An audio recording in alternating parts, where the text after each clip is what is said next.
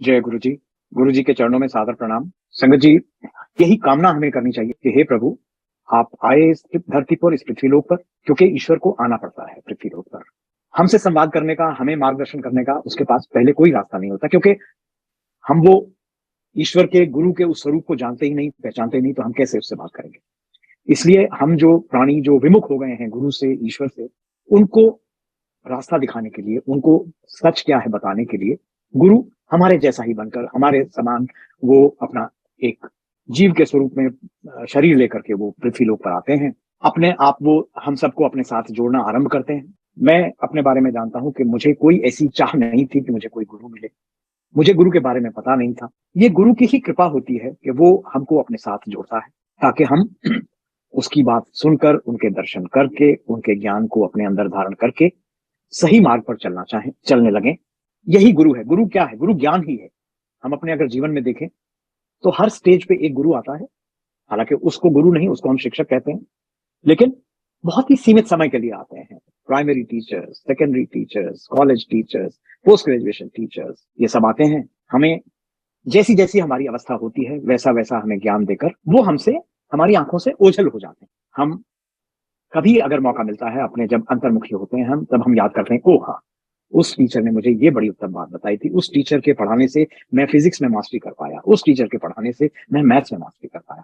फिर जब हम ये सब जो सामाजिक जो ज्ञान है, जो हमारे को, जो हमारे अपने जीवन यापन के लिए जो सिद्ध करना होता है, उसको जब हम सिद्ध कर पाते हैं, कर चुके होते हैं, तब भगवान कहता है कि असल ज्ञान मैं तुम्हें आकर के दूंगा। और यही गुरु जी की हमारे ऊपर कृपा हुई कि वो अवतरित हुए इस धरती पर, पंजाब में, और उन्होंने अपनी संगत वहां से जोड़नी शुरू की। दिल्ली में भी बहुत समय बिताया, और फिर एक दिन एक ऐसा समय आ गया, उन्होंने सोचा कि बस अब मैंने इनको जितना मोड़ना था मोड़ दिया है।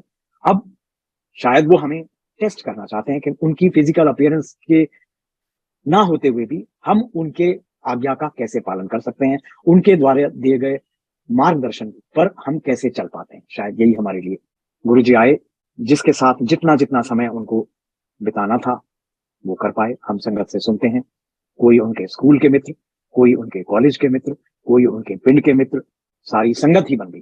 अब वो अपने आप को मित्र नहीं कहते, वो गुरु की संगत कहते हैं, क्योंकि उन्हें भी एहसास हो गया कि वो कैसे गुरु के मित्र कहलाए। जैसे कृष्ण और सुदामा की दोस्ती हम जानते हैं, कृष्ण और अर्जुन की हम मित्रता देखते हैं, तो वो हमें अपना मित्र बनाने आते हैं।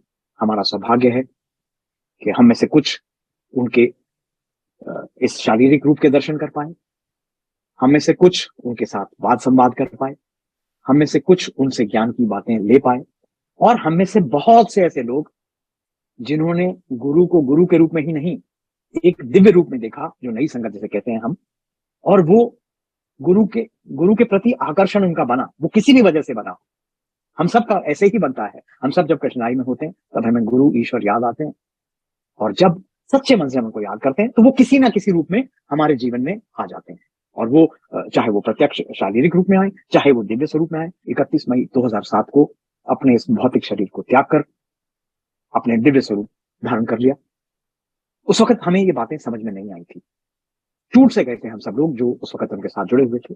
एक ऐसा, जब जब से हम गुरु जी से जुड़े थे, मैं अपनी बात करता हूँ, हमने कभी सोचा नहीं था कि ये दिन हमारे जीवन काल में कभी देखने को आएगा। हम तो सोचते थे गुरु जी मिल गए हैं, जब तक हमारा जीवन है वो हम उनके साथ जुड़े रहेंगे, फिर चले जाएंगे हम। लेकिन वो हमसे पहले, क्योंकि हम एक संकुचित स्वरूप है, वो दिव्य स्वरूप है, और वो इस धरती पर आए, सिर्फ संगत का कल्याण ही नहीं, उन्होंने पूरी धरती का कल्याण किया। हम जो देख रहे हैं आज, जो भारतवर्ष जो आगे बढ़ रहा है, ये महापुरुषों की कृपा, महापुरुषों की दया से आज पूरे विश्व में त्राहिमाम त्राहिमाम हो रहा है। लेकिन हम आज संतोष के साथ अपने अपने घरों में, अपने अपने कार्यालय में, अपने अपने स्थान पर बैठे हुए जो भी कार्य कर रहे हैं, ये सब उन्हीं की कृपा है। सिर्फ इसको कृपा, सिर्फ हम इसको संकुचित रूप में ना देखें कि वो मेरा हार्ट अटैक ठीक कर दिया, या मेरा ब्लड प्रेशर ठीक कर दिया, या मेरा शुगर ठीक कर दिया, या मेरा ये सर्जरी बचा दिया। ये ऐसे ही नहीं। गुरु जी के दरबार में मेला लगा रहता था। सरकारी अफसर, आईएएस, आईएफएस, फौजी, पुलिस वाले, पुलिस के सीनियर ऑफिसर, ऐसे ही नहीं था। वो मात्र संयोग नहीं था। तो खैर संगत जी, मैं जैसे कह रहा था कि हमें एहसास नहीं था कि गुरु जी हमसे इस तरह, क्योंकि हमें ज्ञान नहीं, हमारे को तब तक ज्ञान के चक्षु हमारे खुले नहीं थे। जिस दिन ये घटित हुआ, मैं अपने ऑफिस जाने के लिए तैयार हो रहा था, और ये एक उमंग, जैसा मैंने उस दिन भी कहा, ये एक उमंग थी कि आज से फिर हम गुरु जी के दरबार में जाएंगे, बैठेंगे, प्रसाद लेंगे, ये करेंगे, वो करेंगे। लेकिन एक सूचना आती है, सूचना देने वाले भी सही तरीके से कह नहीं पाते अपने मुख से, क्योंकि उस दिन मन बहुत भारी था, मन बहुत दुखी था। वो यही कहते हैं कि गुरुजी बहुत बीमार हैं, हम सब मिलके प्रेयर करें, वो एम्स में हैं। तो मैं रेडी तो था ही, मैं तुरंत अपना व्हीकल लिया और फायर स्टेट पहुंचा।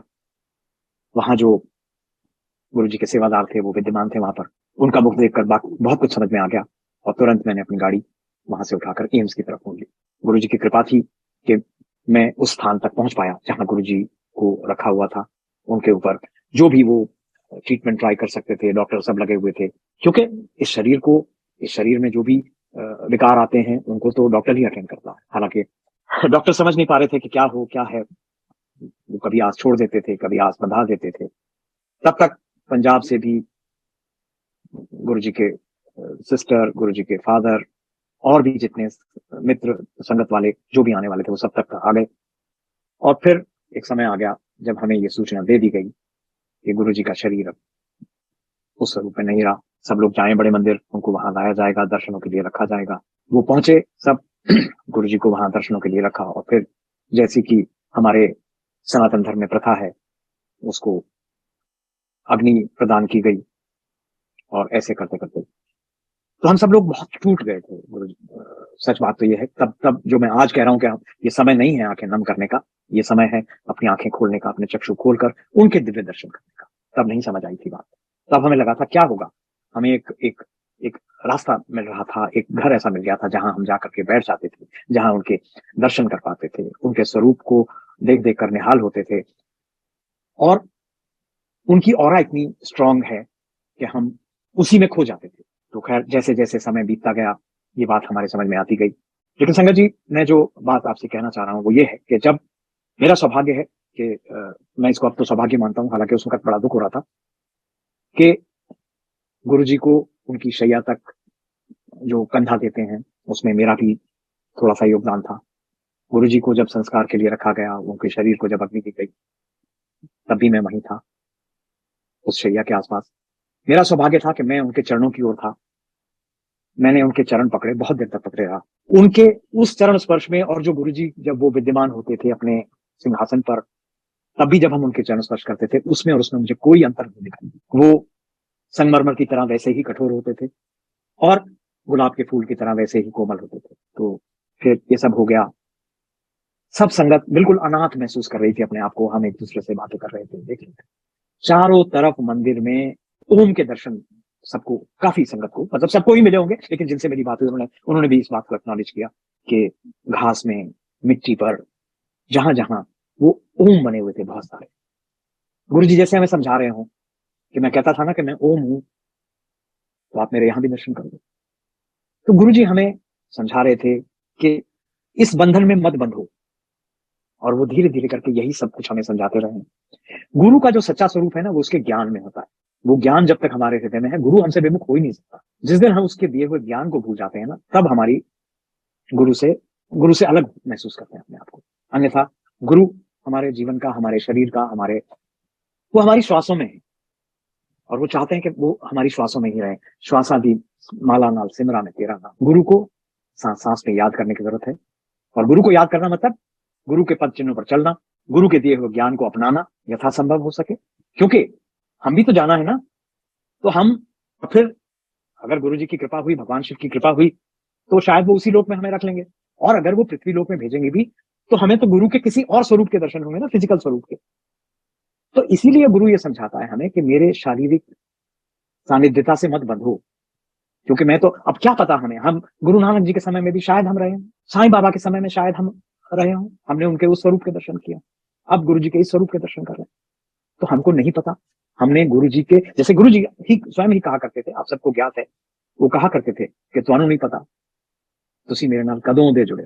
वो तो गुरु ये नहीं कहता कि मैं तो तुम्हारे साथ शुरू से, जब से तुमने ये मनुष्य जीवन धारण करना शुरू किया तब से लेकर के, जब ये मनुष्य देह जो है वो 84 के बंधन काट के मेरे पास आएगी तब से।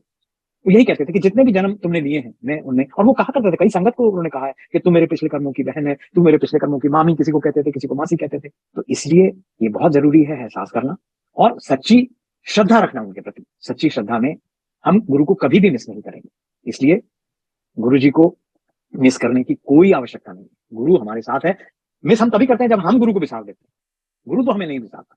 तो संगत जी, ये कुछ बातें मुझे लगा, मेरे एहसास, हालांकि सही बात है, हम मनुष्य देह में हैं, हमारे इमोशंस हैं, हम नहीं भूल पाते उस समय को, हम नहीं हम याद करते हैं, लेकिन वो क्षणिक है तो ठीक है, लेकिन अगर हम उससे बंधे रहते हैं तो वो बंधन भी गुरु हमारे छोड़ना चाहता है, छुड़ाना चाहता है। तो हम सब मिलकर गुरु जी से यही अरदास करते हैं कि गुरु जी, जैसा आपने नियत किया है, जैसा आपने तय किया है, हमें अपने साथ, अपने दिव्य स्वरूप के साथ ऐसे ही जुड़े रहो जैसा आप चाहते हो। और जैसा मैंने बीच में भी कहा था कि गुरु जो है, वो गुरु का जो भौतिक जो स्वरूप है ना, वो थोड़े थोड़े समय के लिए ही रहता है। ये हम अपने, जब हम अपने जीवन पर निगाह डालते हैं तो हमें ये एहसास होता है कि हर स्टेज पर एक नया गुरु, एक नया गुरु, क्योंकि गुरु को अलग अलग तरीके से हमारा मार्गदर्शन करता है और वो अलग अलग स्वरूप में प्रकट होता है। सिर्फ हमारे पहचानने की जरूरत है, सिर्फ हमारे एहसास करने की जरूरत है। तो संगत जी, गुरु जी से यही अरदास करें कि वो सर्वे भवन्तु सुखिनः, सर्वे सन्तु निरामया, सर्वे भद्राणि पश्यन्तु मां कश्चित् दुःखात् भवेत्। तो सबका कल्याण करें वो, और वो सबका कल्याण करने के लिए ही आए, चले गए, दिव्य स्वरूप में विद्यमान है, वहां बैठे हो हम सबका, सारी पृथ्वी का, सारी सृष्टि का, भारतवर्ष का, सब विश्व का कल्याण कर रहे हैं। तो इसी अरदास के साथ हम जो हमारा जो रेगुलर का कार्यक्रम होता है शिव पुराण पाठ,